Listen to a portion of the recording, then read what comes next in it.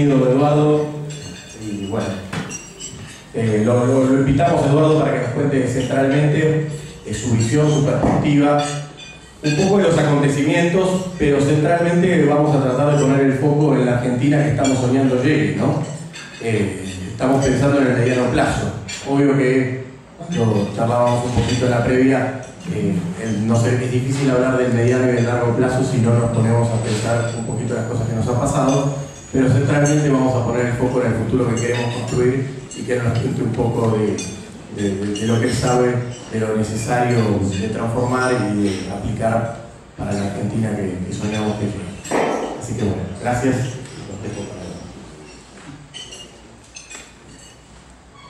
Bueno, ¿funciona esto? ¿Se escucha bien?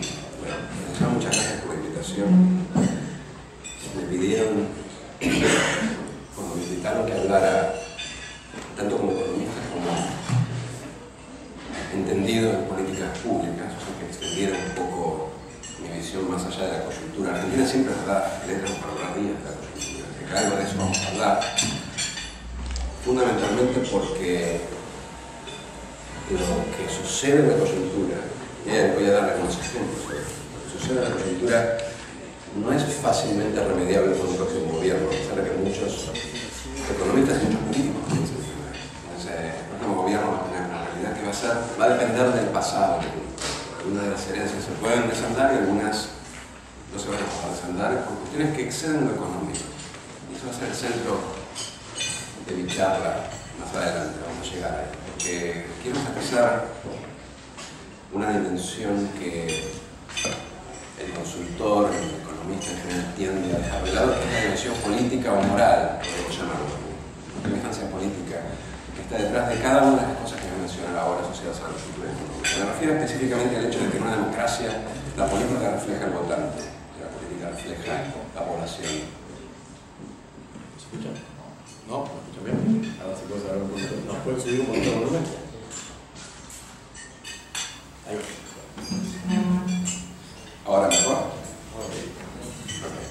Decía que me iba a enfocar una dimensión política o moral en la segunda mitad, porque me da la sensación de que muchos economistas y muchos políticos, muchos candidatos con los que uno habla, piensan que pueden hacer cosas que después el mismo voto, el mismo votante no puede hacer. De hecho, de otra forma, al final del día es muy difícil contrabandear medidas políticamente que no tengan un consenso en el votante, por varias razones. Primero, porque el votante vota, y segundo, porque en un sistema político fragmentado el político es muy consciente de su imagen, de sus encuestas, y entonces muchas veces se autolimita aún cuando sepa lo que tiene que hacer. Y esto es esencial porque nosotros venimos de una década en donde se han construido consensos, a mi juicio, errados. El votante piensa que algunas cosas que se hicieron estaban bien y salieron bien, y que algunas cosas, algunas otras más recientes, son las causas de las penurias económicas, de los problemas que vemos ahora. O sea, no hace muchas veces la relación entre los errores del 2005 y los problemas del 2013. Y en la medida en que no lo haga, va a ser muy difícil que un próximo gobierno deshaga los errores del 2005, porque todo el mundo piensa que aquello estuvo bien.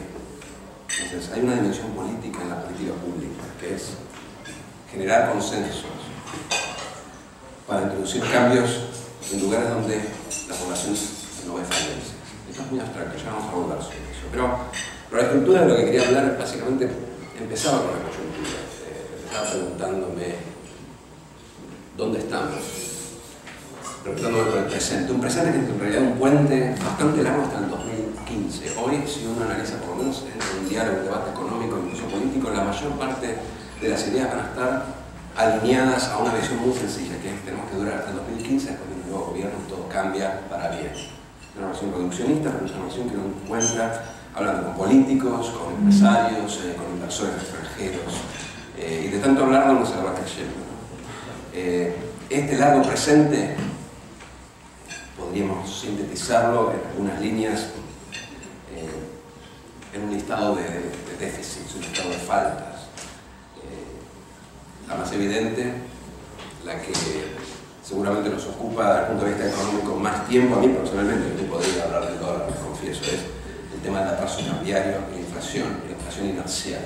Esto lo vamos a tener hasta fin del año que viene, eso es algo que va a heredar el próximo gobierno. Es un punto, es un ejemplo esencial de dónde la realidad del próximo gobierno hereda lo que haga este gobierno, porque es ingenuo pensar que si este gobierno atrasa más el tipo de cambio, el próximo gobierno lo va a desatrasar, no viene en suma. Ningún próximo gobierno va a desatrasar el tipo de cambio con la devaluación, la va a heredar. Entonces, no es trivial el hecho de que el gobierno anticipe el típico atraso cambiario que surge en los países electorales, porque por algún motivo en Argentina el dólar alto tiene mala prensa y entonces los gobiernos tienden a pisar el dólar en los años electorales y uno esperaba que el año que viene el gobierno atrasara el tipo de cambio. Lo que no esperábamos es que lo empezara a hacer a partir de febrero de este año. Entonces, el atraso cambiario es parte de la realidad que va a heredar el próximo gobierno y es un condicionante para el próximo gobierno. Entonces decía, ¿cómo caracterizar el presente? Una combinación de atraso cambiario, inflación inercial. El cierre del Club de París hoy, de hecho, abona esta tesis, porque le da argumentos al gobierno a atrasar aún más el tipo de cambio, en la expectativa de que el club va a traer un financiamiento a tasas más razonables, por lo tanto podemos suplir la ausencia de reservas mediante endeudamiento. Tenemos en el presente un problema de cuenta corriente, nos estamos latinoamericanizando. Todos los países latinoamericanos que apreciaron sus monedas en la década pasada generaron un problema de cuenta corriente. Cuenta corriente implica que nuestro balance comercial se está deteriorando. Más de lo que cuenta el gobierno, porque no sé si habrán leído, pero la estimación que hace el INDEC de las exportaciones está inflada. Es muy difícil llegar a ese número. Posiblemente estemos exportando menos de lo que el INDEC nos dice. Pero aparte, un deterioro de cuenta corriente que está también muy asociado a la baja sustitutibilidad de importaciones, al hecho de que nuestra industria se ha pauperizado, se ha vuelto muy costosa. Entonces estamos importando muchas cosas que nosotros podríamos hacer domésticamente. Y acá hay un punto que vale la pena, un punto técnico que vale la pena resaltar, y es que cuando uno habla de tipo de cambio competitivo, no siempre está efectivamente diciendo que con ese tipo de cambio alto vamos a exportar más. El tipo de cambio competitivo es el tipo de cambio que protege la industria doméstica en cualquier país del mundo. Si uno mira la reacción de cuenta corriente, estoy siendo muy técnico, pero la reacción de cuenta corriente con una devaluación, la mejora de la cuenta corriente, no es necesariamente porque uno exporta más. Argentina no puede exportar mucho más, es un tipo de cambio porque lo que exporta es básicamente bienes primarios que tienen una oferta inelástica, exportamos todo lo que producimos, y algunos bienes regionales que exportamos a Brasil y que una devaluación no va a poder empujar, salvo que Brasil empiece a crecer de vuelta, cosa que puede ser lejana. Pero sí podemos proteger la industria local y generar una sustitución de importaciones, que es la que en última instancia va a generar un empleo de mayor o menor calidad. Hoy no tenemos eso. Hoy tenemos una sustitución de importaciones muy precaria y mediatizada por controles a las importaciones, los pedidos de autorización. Entonces, la tasa cambiaria, inflación inercial, deterioro de cuenta corriente. Luego tenemos algo que es muy característico de la política actual y que sí espero que cambie en el futuro, que es el volar sin instrumento, volar a ciegas. Nosotros nos hemos acostumbrado a que el gobierno no nos diga qué es lo que va a pasar con algunas variables básicas. Y en términos coyunturales no puedo pensar en la inflación, las tasas y el tipo de cambio. En cualquier país del mundo, el Banco Central, el Ministerio de Economía, nos avisa dónde piensa, dónde ve que va a estar la tasa de inflación, el tipo de cambio, la tasa de interés. Nos avisa si tiene metas de inflación porque va al Congreso y presenta sus proyecciones y uno asume que esas proyecciones son la meta a la cual el gobierno nos va a llevar. O si no, simplemente nos avisa, sale un ministro y dice, bueno, creo que el tipo de cambio debe estar por esta rango. O por ejemplo en Brasil, cuando Mantega dice, ok, ahora estamos contentos o no estamos contentos con el tipo de cambio, no hay una idea de un rango. Acá no recuerdo la última vez que el gobierno o el Banco Central nos informaron de hacia dónde ven yendo la tasa de interés, el tipo de cambio y la inflación. Y eso tiene un impacto muy, diría, nocivo, desorientador en la actividad privada, y eso se ve de manera más epidérmica en lo que sucede cuando el Banco Central cambia la dirección de su intervención cambiaria, se sienta en 8 durante 3 meses, las expectativas bajan porque piensan que vamos a tener 8 durante un año. Sube 6 centavos en 3 días, las expectativas se extrapolan la línea de los 6 centavos y piensan que vamos a tener un dólar a 25 porque no tenemos nada, no hay nada detrás. Entonces lo que uno hace es extrapolar las tendencias. Eso es terriblemente nocivo, eso genera muchísimo ruido. No volatilidad, sino ruido espurio, confusión. Y postergación de muchos planes, porque hasta que no tengan claro hacia dónde vamos, es muy difícil analizar si hacer, tomar o no una decisión económica. Entonces, recapitulando, atraso, inflación, deterioro de cuenta corriente, silencio oficial, llamaría esto. Y por último tenemos un problema de crecimiento. Ahora eso es evidente, aunque si uno mira los últimos números de crecimiento, es decir, los números de cuentas nacionales con la nueva base, una base del año 2004, se da cuenta que hace varios años que hay problemas de crecimiento, nada más que el INDEC lo venía paliando con un dibujo que agregaba 2, 3, 4 puntos de crecimiento al crecimiento genuino. Si uno mira ahora la nueva serie oficial, se da cuenta que crecimos menos, se da cuenta que no teníamos que haber pagado el cupón de PIB, por ejemplo, por el año 2008. Se da cuenta que el promedio de crecimiento de Argentina en el periodo 2007-2013, que es el periodo en donde ya no teníamos el efecto de la recuperación del pozo en el cual habíamos caído en el 2001. Era pura política argentina, idiosincrática. El crecimiento del 2007 al 2013, si bien fue inflacionario, fue a contramarcha, no superó el promedio latinoamericano, fue un crecimiento bastante modesto. Si uno lo compara, por ejemplo, con los promedios de los 6 países más grandes de Latinoamérica, Argentina creció más o menos en ese nivel, eso sin contar con que los nuevos números de INDEC están todavía algo inflados. Tenemos un problema de crecimiento, se nos agotaron los motores, no está muy claro en base a qué vamos a crecer, no está muy claro qué vamos a producir, cómo vamos a paliar el atraso cambiario, cómo vamos a paliar nuestro déficit de infraestructura, nuestra falta de competitividad, si quiere, más visceral, que es el costo laboral efectivo, o sea, la conflictividad laboral, que para bien o para mal más alto acá que en muchas otras partes del mundo que producen, nos tienen a producir lo que son producibles. ¿Cómo vamos a paliar la carga burocrática de instituciones que han sido utilizadas durante muchos años y donde no se ha practicado una reforma que, por ejemplo, reduzca los costos burocráticos?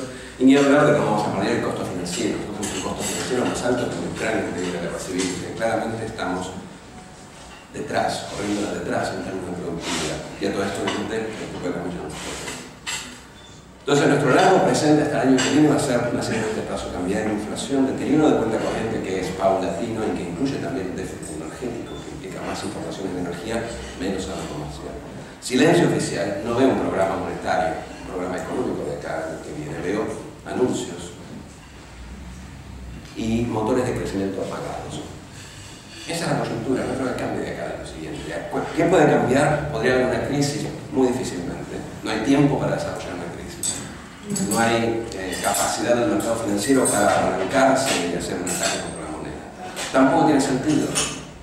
No tiene sentido porque dentro de un año y medio cambia la política y vamos a tener acceso a capitales. Y la crisis se justifica pura y exclusivamente cuando uno está en una realidad en donde después de la crisis va a haber un cambio permanente de parámetros. Se justifican si el dólar hoy tuviese que valer 14. En una crisis, el dólar va a 16, después vuelve a 14. Queda 14.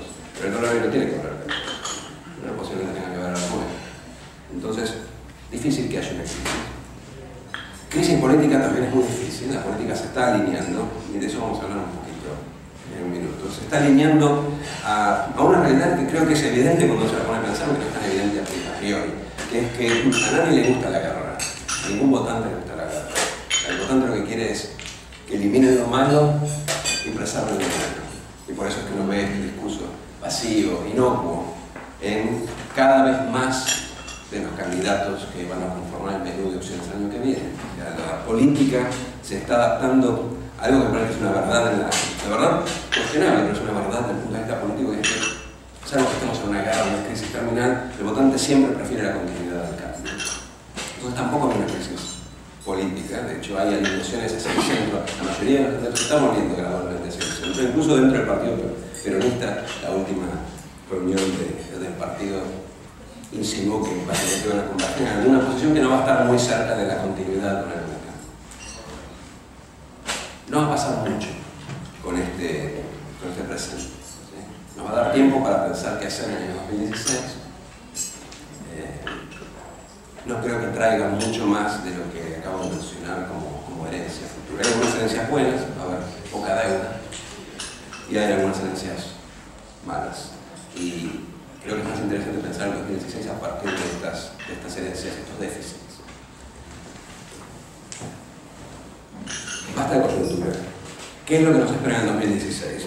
Bueno, acá nosotros tenemos un país bipolar, tenemos un país que se pasa rápidamente del pesimismo al optimismo. En el 2001, principio del 2002, decía que no teníamos retorno. Había argentinos que pedían la intervención de extranjeros para manejar la política. Está escrito, todo esto está documentado. ¿Sí? Pedían que fuéramos un protectorado, no sé, chileno, por ejemplo, como Alemania en la posguerra. Tampoco aquello funcionó en Alemania. Definitivamente no habría funcionado en Argentina. En el 2007 parecíamos los creadores del nuevo modelo de desarrollo, estábamos exportando la vía kirchnerista, la vía argentina, a países que tenían problemas de crecimiento, y lo mismo después de la crisis. Pasamos de la depresión a la euforia, un bipolar, ¿no? Hay bipolar. Es muy difícil mantener el centro, ¿sí? Muy difícil, por ejemplo, decir que vamos a tener este nivel de medianía durante un año y medio sin que pase nada extremadamente malo. En general, la realidad es la medianía. La mayor parte de las veces lo que sucede en la realidad está en la media.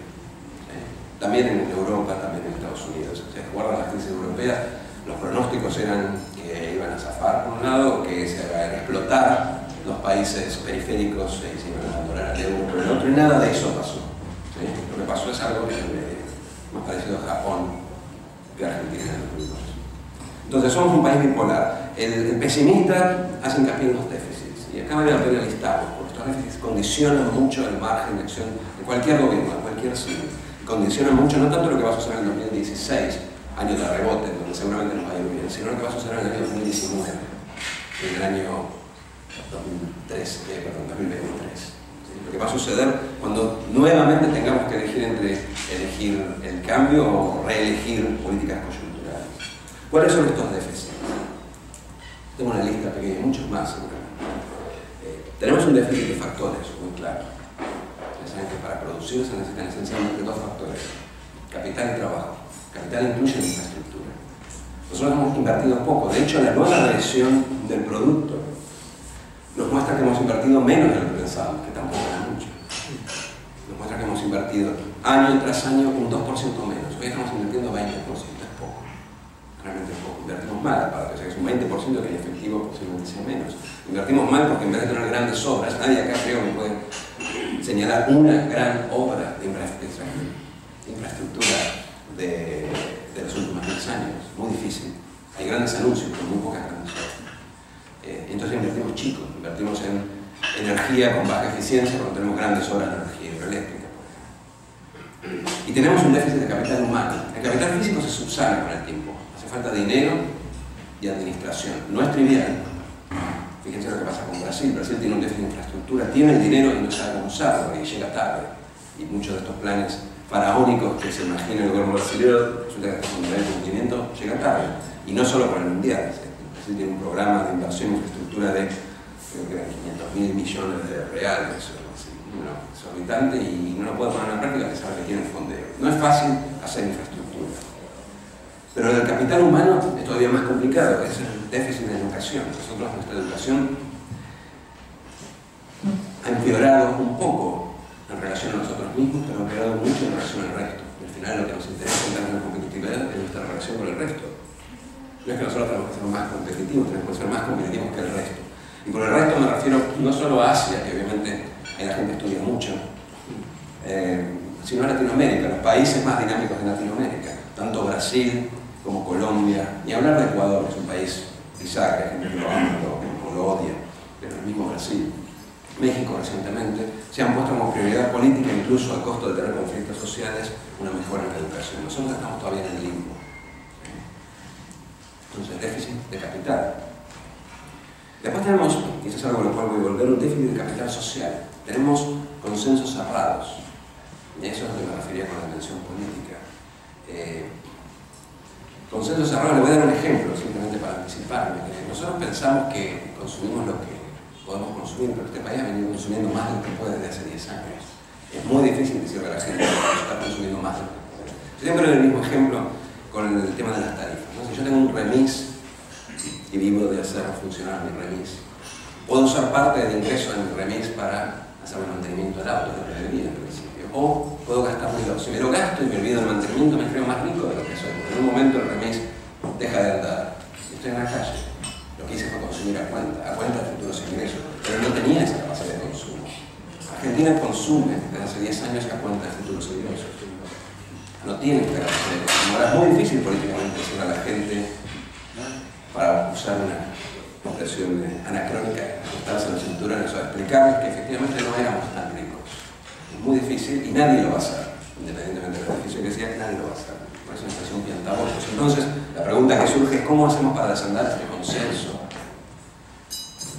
para promover el ahorro, que de eso se trata, sin decirle a la gente que son más pobres de lo que son y perder predicción de manera miserable. Bueno, es un desafío tan importante, tanto más importante, que subsanar los déficits de factores de capital físico y humano que mencionaba antes. Y luego tenemos un déficit institucional. Yo tiendo a pensar que las instituciones vienen con el desarrollo, no preceden el desarrollo, pero también es cierto que algunas instituciones nos hemos pegado tanto que no tenemos ni siquiera las condiciones mínimas como para generar reglas de juego en algunos sectores. O sea, una cosa es esperar que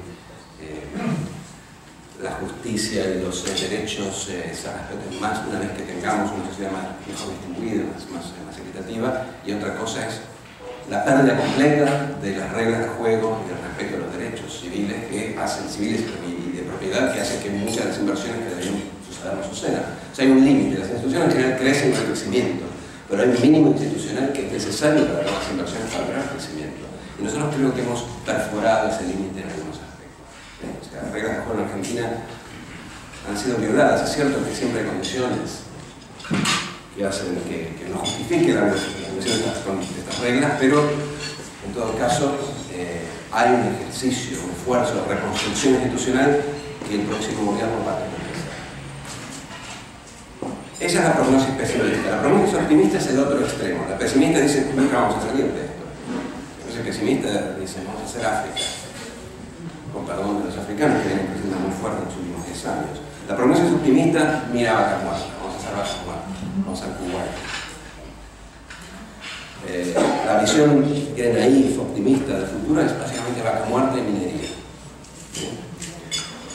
Vamos a hacer un contrato público-privado de manera de extraer la renta de nuestros recursos naturales y repartirla como hacen, por ejemplo, en Kuwait. Kuwait, país al cual fui un par de veces a asesorar al gobierno. No sé para qué, porque les sobra dinero, no sé, asesorarlo formalmente, no necesitan nada. Es un país en donde los kuwaitíes trabajan básicamente en el sector público subsidiados y trabajan 6, 5 horas por día, subsidiados por las rentas petroleras, y todo aquel que tiene que hacer un trabajo más penal es importado. Entonces viene gente desde Nepal hasta Filipinas a barrer las calles para trabajar, básicamente. Los kuwaitíes no trabajan. Es una situación un poco distópica y algo que en algún momento, en el caso de Kuwait, seguramente se va a revertir, porque Kuwait no hace más que producir petróleo, no tienen nada más que desarrollar. En todo caso, nosotros somos mucho más grandes que Kuwait. Esa avenida no es factible para nosotros. Tenemos que pensar entonces cómo podemos hacer para vivir una Vaca Muerta sin morir en el intento, o sea, sin caer en lo que se denomina en la economía, en la literatura económica, la maldición de los recursos naturales. Esto es la concentración de una renta en unos pocos políticos que con estas rentas aseguran la permanencia del poder, que genera nepotismo, despotismo algunas veces, y una redistribución muy arbitraria, muy clientelista. A juzgar, no estoy hablando de Argentina, estoy hablando de muchos países que son extremadamente ricos en recursos naturales. Por ejemplo, si le dieron la final de la Champions a Azerbaiyán, que estaba en la camiseta de uno de los son países extremadamente ricos en recursos naturales y extremadamente pobres en todo lo demás, incluyendo la generación de puestos de trabajo de calidad. Entonces, extremado pesimismo, nuestros déficits son insoslayables. Extremado optimismo es Vaca Muerta nos da 10 años de felicidad. Ninguna de las dos creo que tiene en sí mismo, creo que describe toda la situación. Mi impresión es que uno tiene que tallar un modelo de desarrollo que no está escrito, de hecho, a mitad de camino entre estos dos extremos. El primer problema de este modelo de desarrollo es que es terriblemente complicado. Yo me acuerdo cuando, como economistas, teníamos que analizar a Lula, los primeros años de Lula en Brasil, y obviamente veníamos de situaciones parecidas a la de Argentina, ataques especulativos, a punto de default, tuvieron que ser rescatados por el Fondo Monetario porque simplemente la mención de Lula fue un ataque especulativo antes y después de la elección. Y cuando Lula calmó las aguas macrofinancieras y las tasas empezaron a bajar, los expertos empezaron a bajar, las reservas subieron, dijimos, Lula la hizo, encontró la fórmula, y eso es un terrible error. Y lo vamos ahora. Porque lo que que Lula hizo fue generar las condiciones para empezar a desarrollar el país, pero las condiciones por sí solas no generan desarrollo. Y se ve ahora, Brasil no crece. ¿Por qué no crece Brasil? Tiene el dinero, está en la etapa del Economist, tiene un mercado interno muy fuerte. No crece porque no ha hecho ninguna de las tediosas, pequeñas medidas acumulativas que son básicamente parte del desarrollo, que no tienen que ver con el tipo de cambio, con política monetaria, tiene que ver con sentarse muchísima gente a elogiar muchísimas pequeñas ideas. Yo siempre doy el mismo ejemplo, porque una vez de hecho me preguntó un exministro de Economía, si yo tuviera que pensar una agenda de desarrollo de un sector o de una región o de una ciudad, lo primero que haría es agarrar a los actores privados del sector, de la región, de la ciudad y preguntarle qué puedo hacer. ¿Dónde estamos fallando? ¿Por qué no crecemos? ¿Cuáles son los obstáculos? Enseñame. Son miles de sectores, miles de ciudades, muchas regiones.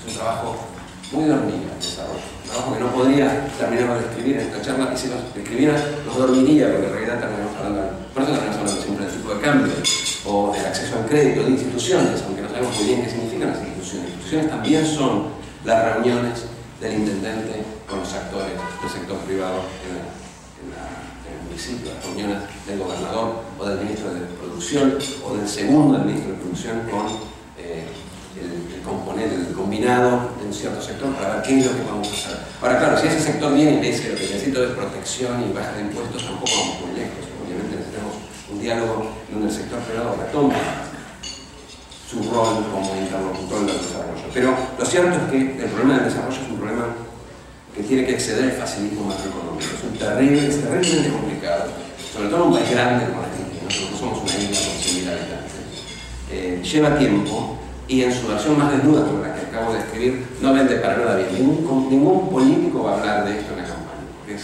agotador, es aburrido, es muy complicado. Pero es lo que hay que hacer. No es un superministro, son muchas segundas y terceras líneas hablando con cada uno de los actores. Al final del día, lo que queremos es que el sector privado produzca, salvo que querramos entrar o preservar un estatismo, un capitalismo de Estado, lo que queremos es que el sector privado produzca de la mejor manera, y después, en todo caso, generar parte, quedarnos con parte de esa renta para redistribuirla, redistribuir la educación pública, seguridad, salud, etc. Ese es el modelo capitalista de desarrollo, pero implica muchísimos actores, y muchísimos actores del lado público también. No solamente un superministro. El segundo problema del modelo de crecimiento, el modelo de desarrollo, es que no existe. Nosotros cuando hablamos de desarrollo pensamos en los tigres asiáticos, ¿sí? Pero los tigres asiáticos se morían de hambre cuando largaron. ¿Sí? Cuando nosotros, la imagen que yo tengo de los tigres asiáticos de los 70, los 80, era una expresión que yo escuché por primera vez en Estados Unidos, pero después me di cuenta que era bastante más vieja, que cuando los chicos no comían la comida, los padres les decían, pensaban en los jóvenes coreanos. ¿Sí? Porque en Asia el ingreso era mucho más bajo, obviamente que en Estados Unidos, pero mucho más bajo que lo que nunca fue en Argentina. Entonces, ese modelo, basado en tipos que laburaban 12 horas, que hacían gimnasia a la primera hora para entrar bien despiertos, activos, entonados a la fábrica, eso no se puede hacer. Si nosotros no podemos ser tigres asiáticos, somos demasiado caros. Somos un país que fue de ingresos medios, hace 100 años que somos de ingresos medios. Antes éramos un poco más ricos, pero la memoria nuestra es de un país de ingresos medios. Tenemos sindicatos fuertes, pero es un país de ingresos medios, tiene un sindicato fuerte. Entonces olvidémonos de ese modelo. El otro modelo es un modelo más técnico, si quieres, Australia, Noruega beneficiada muy proporcionalmente mucho más que nosotros por el petróleo, Canadá, productoras de recursos humanos que han sabido generar alto valor agregado en algunos sectores que también son transversales, o sea, que diversificaron de alguna forma su producción, no tanto en la manufactura como los chinos o los coreanos, sino en servicios fundamentalmente. Australia exporta servicios a Asia. El problema con eso es que tenemos un déficit de infraestructura y de capital humano muy alto. Los australianos tienen mejor educación que nosotros. Los australianos exportan educación a Asia. Los asiáticos vienen a educarse a Australia. Enseñan inglés, enseñan finanzas. Nosotros podríamos hacerlo. Tenemos alguna gente, no tenemos mucha gente. Estamos perdiendo. Nuestra educación sigue enfocada en un modelo que no sabe muy bien a qué apunta, posiblemente a alguna etapa de la historia europea, pero que hoy no está potenciando los conocimientos que nos podrían acercar al modelo australiano. Si estamos en una mitad, nosotros, Colombia, Perú, Chile, Brasil, todos tenemos el mismo problema. No existe el modelo de desarrollo de ingresos medios. No existe. Y Noruega no es un ejemplo. Noruega era un país pobre, se volvió rico porque encontró petróleo, pero la incidencia del petróleo es mucho mayor que la incidencia de cualquiera de los recursos naturales que tenemos acá en América del Sur. Entonces hay que escribirlo. Hay que escribirlo sin dólar alto, sin salarios bajos, porque como decía, vamos a llegar con atraso cambiario y con salarios que van a estar a un nivel de competitividad baja, porque justamente el dólar lo que hace es encarecer. Y con un crecimiento modesto que hasta ahora ha estado basado fundamentalmente en la renta de commodities. Vamos a llegar un poco tarde a plantearnos qué es lo que hacemos en los próximos 20 años. Hasta ahora, la respuesta que ha dado Latinoamérica a esta pregunta se la hacen todos los países de Latinoamérica. De hecho, si uno mira los diarios, si uno lee algo de Latinoamérica, por ahí encuentra noticias en los últimos meses de creaciones, de la creación del Ministerio de Producción creó una iniciativa de diversificación productiva. De hecho, un amigo mío que estuvo en Barclays, un ex financiero, estuvo en Barclays. Están mirando cómo pueden hacer para producir otra cosa que no sea metales básicos. En Chile tiene el mismo tema, hay un ex colega de Velasco trabajando en el tema de diversificación productiva. En Colombia hace mucho que están haciendo eso. Están tratando de encontrar la vuelta. La vuelta básicamente es infraestructura, educación y diversificación productiva. Nosotros vamos a empezar dentro de un año y medio, si empezamos un poco tarde. Pero es el único camino que se ve hoy. El próximo gobierno, si lo quiere para los tiempos, va a tener que meterse en las sendas de mejora de infraestructura, reforma educativa, a una expensa de los gremios docentes, que siempre es un obstáculo en estos temas.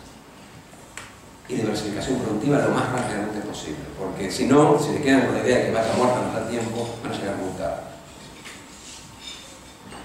Luego está la dimensión empresaria, ¿sí? A este problema de desarrollo, en nuestro caso se le suma la dimensión empresaria.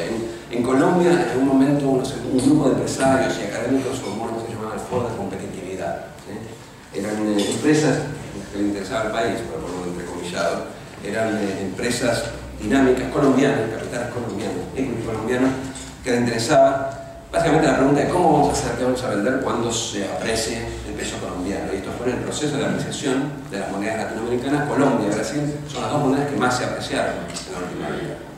Y les generó un problema. Y lo primero que hizo el gobierno cuando se enteró de esto fue llamarlos a una reunión con Uribe, por otro ministro de Producción, y decirles todo lo que necesiten se lo tienen ahí. Y existe un foro de competitividad que, sin haber encontrado la fórmula básica, la panacea, está pensando en estos problemas de desarrollo. En Argentina no existe tal cosa. En Argentina no hay hoy ningún foro, y hay muchos muy respetables, con gente muy valiosa, pero no hay ningún foro empresario que esté pensando en el desarrollo de la competitividad. ¿Por qué? Porque una idiosincrasia en Argentina es que se ha entrado en una suerte de equilibrio. Así como el otro es un equilibrio virtuoso, el gobierno quiere el apoyo de los empresarios, quiere ideas de los empresarios quieren que el gobierno les abra las puertas. Aquí se ha generado un equilibrio, no diría vicioso, negativo, no cooperativo. Entonces, el gobierno usa a los empresarios como chivo expiatorio de algunos errores, muchos de ellos, algunos casuales y algunos propios.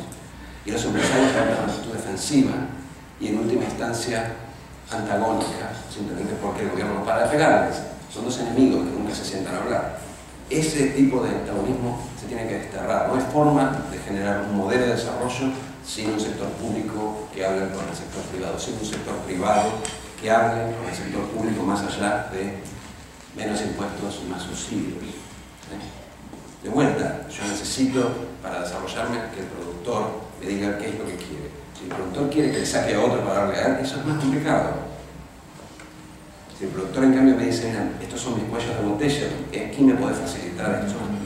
Son unas condiciones que sin golpear, sin subsidiarme a expensas del otro, pueden ayudarme a generar competitividad más allá de la competitividad precio del tipo de cambio que ya más o menos perdimos. Sin eso es muy difícil hablar de desarrollo y vamos a tener una estructura rentista en donde con el dinero de la muerta subsidiaremos, no sé, textiles caros o Tierra del Fuego. Es fundamental que el sector privado recupere su rol como actor del desarrollo. ¿Quién toma la primera iniciativa?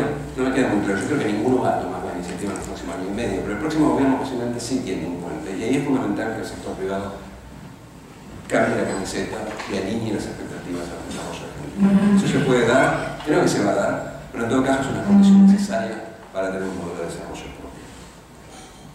Y luego, por otro, tenemos la continuidad y el cambio, lo que mencionaba antes, y con esto voy a cerrar, me estoy extendiendo. Quiero simplemente ponerles un ejemplo basado en una nota que publiqué hace poco y en una anécdota que me contaba un amigo primo de Capriles, que participó en la campaña de Capriles en Venezuela y que participó en un montón de reuniones con asesores políticos, incluyendo una con Stan Greenberg, que es un histórico asesor del Partido Demócrata Americano y que voló con un contrato muy caro a Caracas para hablar con todos los miembros de la campaña de Capriles. Después de horas de estar hablando, un momento dijo, bueno, que ya entendí.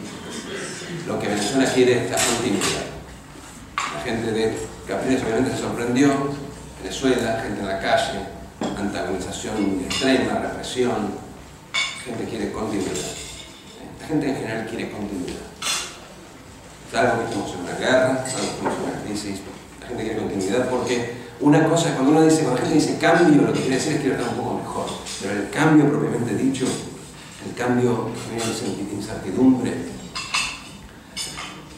que me cambia que me cambia a mí personalmente como votante las coordenadas de mi juego, ese cambio es bastante atemorizador para el votante, sobre todo porque el votante, a diferencia de nosotros, no está todo el tiempo siguiendo eso. El votante es como, ni siquiera es un acompañante de un auto, el votante está durmiendo en el asiento de atrás. Entonces, quiere estar seguro de exactamente qué es lo que va a hacer el piloto, ¿sí? Porque ni siquiera va a estar mirando cuando el choque ocurra. Porque el votante es como el personaje de la canción de Jaime Ross, El hombre de la calle. El votante agarra el diario y lee la página de atrás, lee el fútbol, pero no mira el programa político, no sabe qué es lo que está pasando hasta que pasa, y cuando pasa se sorprende, entonces no quiere sorpresa. Salvo que efectivamente esté en el medio de la crisis, salvo que efectivamente hayamos chocado, entonces sea evidente, el votante prefiere la continuidad. Quiere una continuidad buena, pero es una contradicción, es un símbolo, en realidad quiere la continuidad. Entonces, ¿cuál es el problema? El problema es que en países como Venezuela o como Argentina, en donde efectivamente necesitamos un cambio, es muy difícil hacer que el votante vote el cambio. Si uno piensa, ¿cuándo fue la última elección que los votantes argentinos votaron un cambio?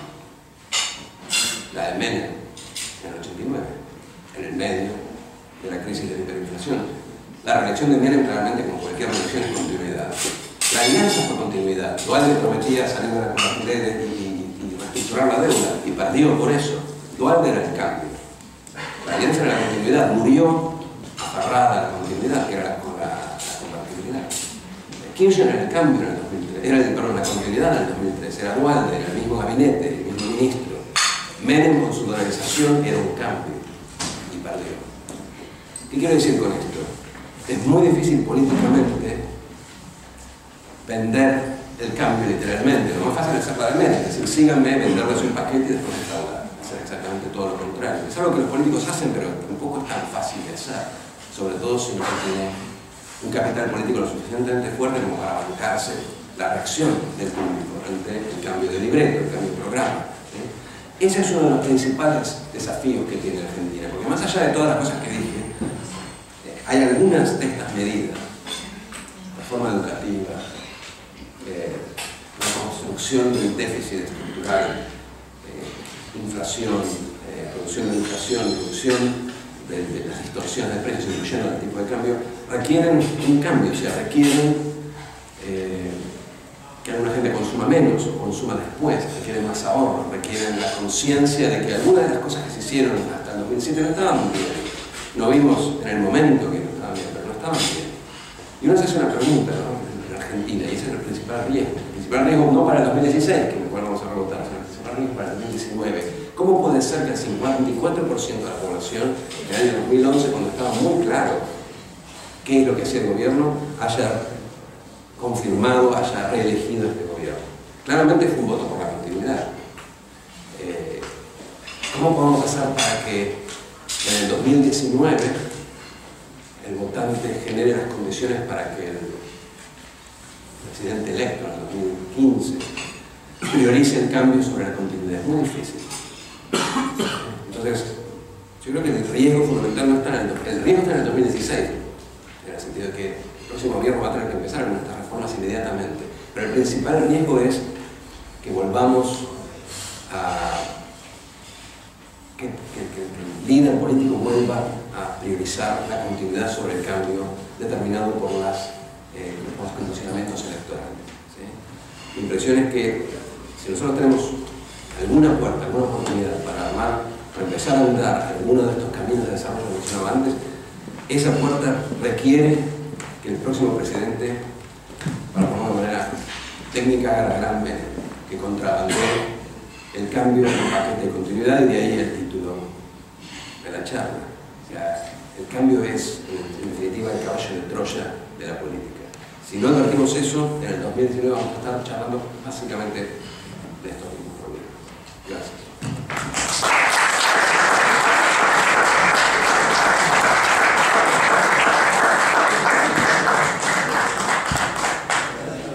Bueno, muchas gracias, Eduardo.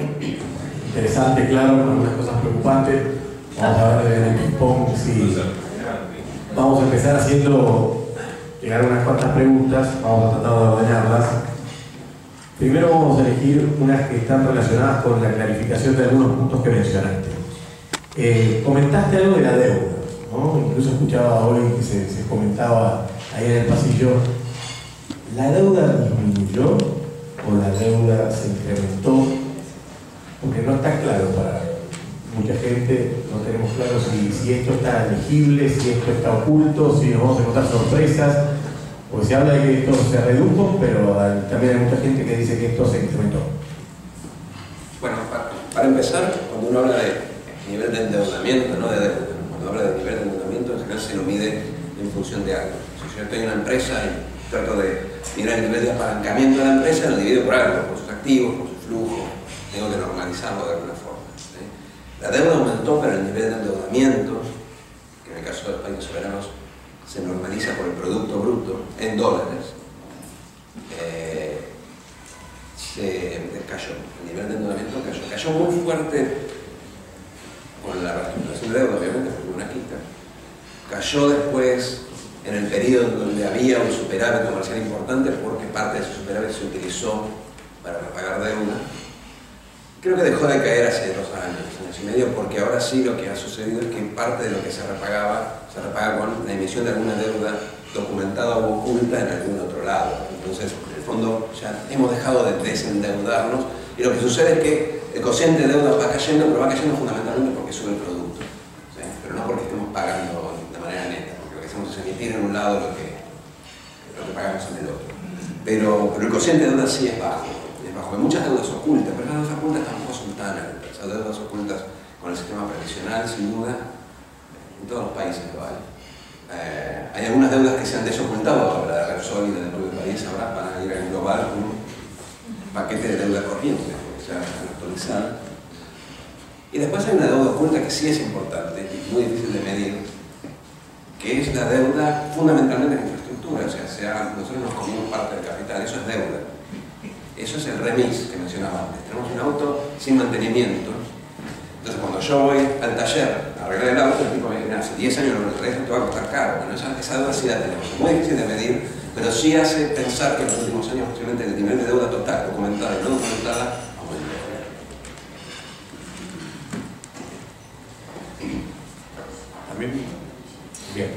También nos mencionabas sobre Vaca Muerta. Es tan fascinante como parece. ¿Cómo ves que esta va a impactar en los próximos años en Argentina? ¿Qué perspectiva nos da? Mira, Vaca Muerta claramente es un factor positivo. O sea, no sé, creo que el precio va a estar más bajo dentro de unos años que ahora, porque hay otros países, en particular Estados Unidos, que tienen muy importantes stocks de hidrocarburos no convencionales que ya están produciendo rápidamente. Estados Unidos está cerrando su déficit energético, de hecho está exportando, y ya, de hecho, el problema energético de Canadá con su proyecto Keystone está en gran parte basado en que Estados Unidos no necesita el gas canadiense, porque son autosuficientes. Eso impacta sobre el precio va a ser más bajo. ¿Qué significa eso? Que si hubiéramos entrado con Estados Unidos podríamos haber vendido más caro, nos perdimos un poco, pero igual es claramente una ganancia, ¿sí? Ahora, ¿Cómo debería ser utilizada esa ganancia? Los recursos naturales son pura renta, ¿sí? El gobierno debería, tanto con la minería como con Vaca Muerta, pero en particular con Vaca Muerta, redactar una nueva ley de hidrocarburos, regulando la distribución de esta renta entre el privado que invierte y extrae y el público que se queda, que es el dueño de los recursos, y utilizar esta renta de manera contracíclica posiblemente para financiar algunas de las actividades o algunas de las reformas, por ejemplo, financiar el déficit fiscal sin emisión monetaria o financiar algunas de las reformas y actividades de promoción que mencionaba antes que son esenciales para producir alguna otra cosa que no sea Vaca Muerta. Entonces, me parece que es esencial que el nuevo gobierno entienda que Vaca Muerta es básicamente una oportunidad, pero no es un estado de reposo, no es un estado de reposo. Bien. Bueno, estás en el tema educativos, la educación es un tema que también lo mencionaste como de alta preocupación. Si nos confirmás que se incrementó el porcentaje de inversión en estos años, ¿por qué te parece que nos rinde tan poco? ¿No? ¿Por qué nos va tan mal? ¿Por qué declinamos si supuestamente invertimos más? La literatura académica sobre el tema en realidad muestra que no hay tanta relación entre la inversión en educación y el rendimiento de los alumnos. Obviamente es estadística, ¿no? Es una prueba entre muchas otras, pero de hecho a priori yo diría que no habría ninguna relación clara para que el aumento del presupuesto educativo, que estuvo por debajo del 6% con el nuevo nivel de PIB, pero sin duda aumentó de todas formas. No hay ninguna razón por la cual este presupuesto mejore per se el rendimiento educativo, pero se gasta más. Entonces la pregunta que uno se hace es, bueno, ¿por qué si se gasta más no vemos la mejora? A mí me da la sensación de que, de vuelta, estamos en un caso de falacia de agregación de la macroeconomía. O sea, el macroeconomista dice, yo para producir mejor destino más dinero a la máquina, para producir mejor educación destino más dinero al presupuesto educativo. Pero mejorar la educación es también una serie de medidas mucho más micro, mucho más específicas, que implican, por ejemplo, mejorar la formación de los docentes, que implican mejorar las administraciones de los colegios, que implica también cuestiones que están asociadas a los colegios, que es mejorar la seguridad, las condiciones de las familias que atienden, que mandan a sus hijos a los colegios. Mejorar muchísimo la calidad de la enseñanza, los programas, pero sobre todo la calidad de los docentes, que es muy mala. La Argentina tiene malos docentes. El problema es que los especialistas de ciencias de la educación generalmente les cuesta mucho decir que los docentes no son buenos. La verdad es que no son buenos, no porque sean mala gente, porque sean menos dotados, es porque la formación es horrible. La formación es mala. Es una carrera de muy baja calificación, comparada, por ejemplo, con Finlandia, donde carreras casi como ser ingeniero. Y aparte de eso se suma el hecho de que, como veníamos muchos años donde los docentes ganaban muy poco dinero, solo los que no entraban en otras carreras iban a la carrera docente, mientras que de vuelta, por ejemplo, el caso típico de Finlandia, el docente, todo el mundo quiere ser docente, y es difícil ser docente. El docente es el mejor de la camada educativa. Si uno mejora la calidad del docente y la formación del docente, creo que ganas mucho más que tirando más dinero a la educación. Igual, parte de ese dinero fue a mejorar el salario docente, o sea que algunos de estos efectos se verán en el futuro, porque ahora están dando mejor gente, pero la formación del docente corre muy para atrás. Después hay una cuestión que tiene que ver con el sindicato, que la formación del docente en gran medida en muchas provincias está cooptada por el sindicato. Entonces es mala, pero el gobierno federal tiene muy poca incidencia sobre eso. De vuelta, es una de las batallas, de las muchas batallas que el próximo gobierno va a tener que dar. Siempre se dice que se van a elegir las batallas. Yo creo que esa, en particular, es una de las batallas que tendría que dar. Nos va a ayudar te va a ayudar para contestar esta pregunta que nos inquieta, tu participación en CIPEC. Pero no mencionaste de la corrupción. Acá la pregunta dice si tenés algún concepto, cómo podemos hacer para tener una clase política honesta. Menciona política, tal vez una ciudadanía más honesta. Sí, es difícil. Ese tema de la seguridad es muy difícil. Y uno cuando habla, sobre todo en una situación así, que tiene que dar una respuesta rápida, tiene muchas veces la tentación a la sobresimplificación. Son más complejos de lo que uno puede efectivamente abordar en una respuesta. En el caso de la corrupción yo mencionaría dos cosas. Primero, que la corrupción en sí, el dinero que mueve la corrupción, es muy menor en relación a todas las variables de las cuentas nacionales del producto. Así que no es tanto lo que se pierde en corrupción, lo que se pierde en nepotismo, lo que reduce el crecimiento, sino en todo caso posiblemente el impacto que tiene la corrupción en la idoneidad y los intereses e incentivos de los funcionarios en hacer alguna de estas cosas que sí tendrían que hacer. Básicamente el chiste ese del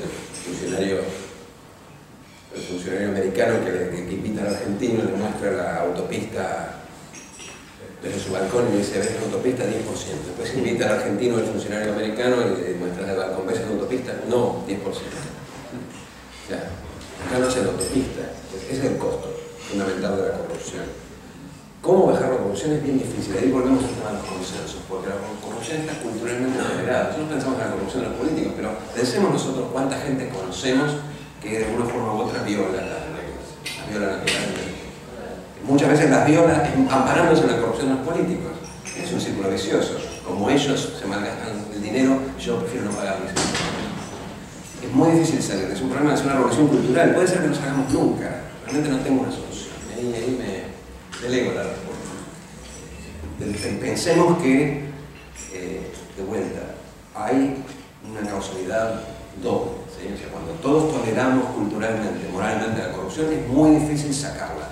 De la misma forma que es muy fácil combatirla cuando no está enquistada en la cultura. En los países donde el corrupto está mal visto, en donde el corrupto no se jacta de su corrupción en una mesa de café delante del público, en ese país es más fácil al menos controlarla, siempre existe, al menos controlarla.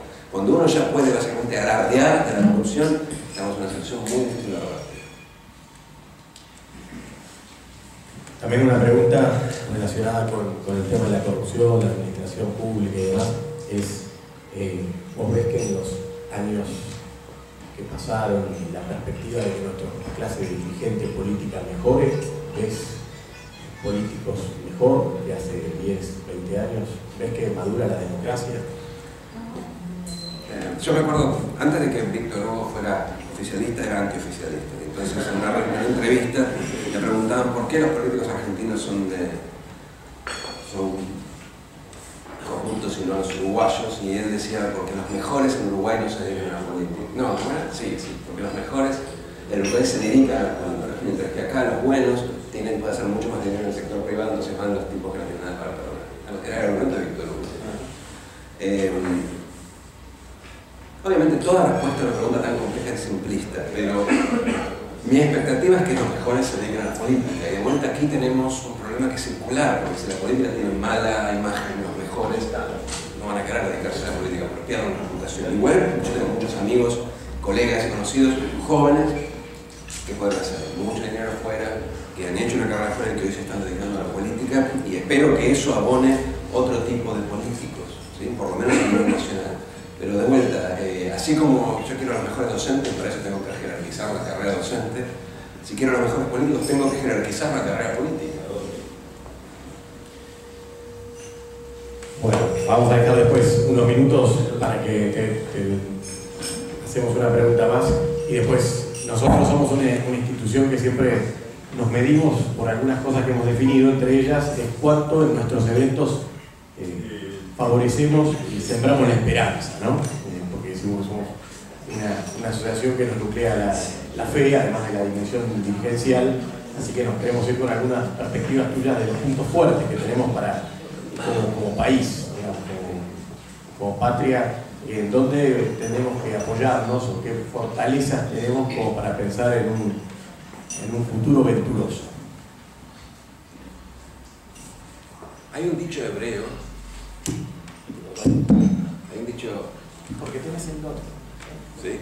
No. A ver, ahora. ¿Escuchá? Un dicho que dice, básicamente, no vivamos esperando el milagro, no vivamos basados en el milagro. ¿Sí? Que el milagro para los hebreos es la llegada del Mesías. En castellano hay una más pedestre que dice a Dios rogando y por el más orando. Uno puede tener esperanzas y al mismo tiempo asumir el rol activo que necesita para que estas esperanzas se cumplan. En Argentina, hace poco en un discurso yo mencionaba lo siguiente, mencionaba que si mirabas la prognosis positiva, podías concluir que estamos condenados al éxito, y si mirabas la prognosis negativa, estamos condenados condenados al fracaso. Y la verdad es que es lo que decía en ese momento, mi impresión es que no estamos condenados a nada, pero estamos condenados a nosotros mismos. Entonces, en la medida en que nosotros mismos creamos que podemos levantar algunos de estos puntos, no es cuestión de hacerlos todos, vamos a poco, pero levantar algunos de estos puntos, revertir algunos de estos déficits que venimos acumulando en los últimos años, tenemos esperanza, porque nada está decidido. Nada está decidido. Eso sí, no esperemos el milagro, o sea, entiendo lo de la esperanza, pero hay que tomar un rol más activo, porque al final los actores no son el otro, los actores somos nosotros. Bueno, creo que de eso un poco de conciencia hemos ido tomando, pero en los puntos fuertes, tengo que elegir 4 o 5 fortalezas que como sociedad o como país tenemos para el despegue. ¿Cuáles elegirías? Primero y principal, no tenemos secesionismos, no tenemos guerras, somos un país seguro. Es cierto que ahora el tema de la seguridad está muy en discusión, pero estamos mal acostumbrados nosotros. Espero que volvamos al nivel anterior, sin duda, pero no hemos tenido guerras, separatismos, problemas étnicos. Si uno mira a otros mercados emergentes, en países en desarrollo, en África, en el este europeo, mismo en Asia, hay problemas muy serios y muy sangrientos, étnicos. También en algunos países latinoamericanos. Eso es bueno, nosotros nos hemos acostumbrados, pero es un nivel de civilidad que es muy útil, muy bienvenido para pensar a largo plazo. Después tenemos recursos naturales, tenemos muchos más recursos naturales de los que creíamos que teníamos en el 2001, por ejemplo. No sabíamos de vaca muerta, tampoco sabíamos de la minería. Es cierto, los precios subieron, pero sobre todo descubrimos que teníamos, antes no teníamos tanto. Vamos a tener más. Entonces, eso nos da una oportunidad. O sea, perdimos la de la recuperación de la década pasada, perdimos la del dólar alto, tenemos una nueva ventana. Esa es una oportunidad que todavía no hemos explotado. Tenemos una imagen bipolar hacia el exterior. Nosotros, Argentina es un país al que muchos odian y envidian, las dos cosas. Entonces, es un país que tiene, por ejemplo, mucho turismo. Nuestros hermanos latinoamericanos siempre nos miran un poco de abajo, un poco de costado, un poco con recelo, pero vienen. Eso es bueno. Es un país que atrae. Es un país lindo, con gente buena, con lugares donde la gente quiere venir. ¿Sí? Es un país atractivo, un país donde la gente se va. Y atrae también eventualmente no solo turismo temporario, sino cerebros. Si no tuviera las condiciones para darles trabajo, Latinoamérica exportaría cerebros también a Argentina, aparte de exportarlos a Estados Unidos. Y todavía tenemos ambiciones de país rico. Eso es un cuchillo de doble filo, porque nos inhibe de hacer el esfuerzo de un país pobre para desarrollarnos, y ahí estamos de vuelta en lo que decía antes de aprender a consumir menos y ahorrar más como un inmigrante, más que como un tipo ya desarrollado. Pero tenemos ambiciones de país grande, de país rico. ¿Sí? Y eso implica mucha gente con una dosis de creatividad alta, una dosis de emprendedurismo alta, gente que cuando se faciliten las cosas, cuando se generen las condiciones, posiblemente tomen la rienda. No tanto de empleados de alta calificación, sino muchos tipos que tomen la rienda, porque si hay algo que le falta a Argentina y que le ha costado construir en los últimos años es una élite. ¿Sí? Lo que tenemos es material para construir una élite de líderes políticos, de líderes empresarios y de líderes sociales. Tenemos la pasta, no la hemos construido claramente, pero es fundamental para el desarrollo tener una élite, porque al final, cuando se juntan a hablar, los que se juntan a hablar son las élites, para coordinar políticas. Y nosotros tenemos que generar esa interlocución y para eso tenemos que generar los actores. Lo bueno es que incluso gente que está acá presente y mucha otra tienen pasta de élite, podemos construirlo. Gente que tiene esa ambición, tiene esa formación y tiene el call, tiene la llamada a participar, que años de antagonización han moderado, pero que sigue ahí medio latente, hay que volverlo a despertar. Bueno, y pensando que estamos ya en los tiempos y queremos ser respetuosos de los tiempos de todos, nos gustaría quedarnos con ¿qué recomendación nos harías, o qué sugerencia, ¿no? Tu clase de gente empresaria, gente de empresas, para aportar a este país que viene? Las recomendaciones es muy pretencioso.